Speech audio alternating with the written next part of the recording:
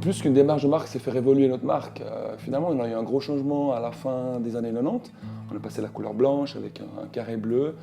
Et puis, depuis lors, on a peu fait évoluer cette marque, alors que le rapport qu'on a avec la population, avec la clientèle, a passablement évolué, souvenons-nous, l'introduction du M2, des services de plus en plus personnalisés, notamment au niveau des outils digitaux. Et on a souhaité faire évoluer cette marque pour exprimer le fait qu'on est beaucoup plus proche, qu'on veut être beaucoup plus proche de la clientèle et qu'on fait partie de leur vie quotidienne.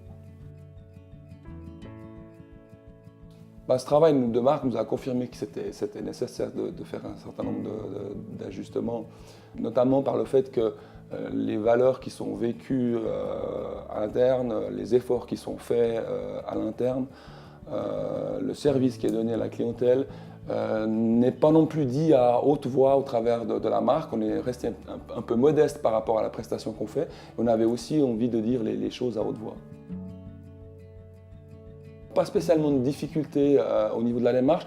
Je pense que c'est quelque chose de délicat parce qu'il faut projeter une image, ce qu'on est, mais en même temps se projeter un petit peu légèrement vers le futur et trouver le bon équilibre de manière à ce que ça nous tire un petit peu en avant, mais aussi à ce que les collaborateurs, les clients ne se retrouvent pas complètement déphasés. Donc on ne peut pas inventer quelque chose qui ne nous correspond pas. Alors, instrument de conduite, un instrument de management, ça fait partie des outils, ça nous aide à nous exprimer sur des sujets, sur la promotion, ou par exemple maintenant on est en train de préparer l'appel d'offres pour les futurs tramways du tram T1. La marque fait partie du cahier des charges, ce futur tramway doit correspondre à la marque DTL et en ce sens ça nous aide, ça clarifie ce qu'on veut en la matière. On a fait un appel d'offres, comme c'est l'usage. Et puis on a travaillé avec un groupe transverse à l'interne, ce n'est pas uniquement les gens de la com, du marketing, mais on voulait que l'agence qu'on choisisse corresponde bien à notre démarche d'entreprise. Donc dedans il y avait des gens des RH, la technique. Et l'agence Moser a gagné ce concours.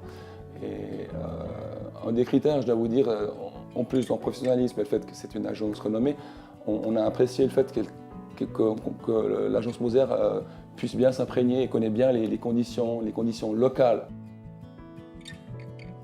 Tout d'abord, ce qui me tombe, c'est le professionnalisme.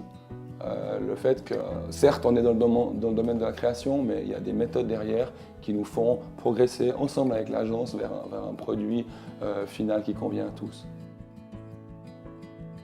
Ce qui me motive, c'est le service qu'on donne à la clientèle et puis de le faire évoluer.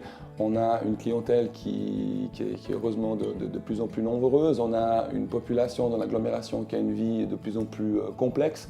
Et ce qui me motive, c'est comment dans le futur, on va pouvoir aider à faciliter cette vie quotidienne dans les déplacements en particulier.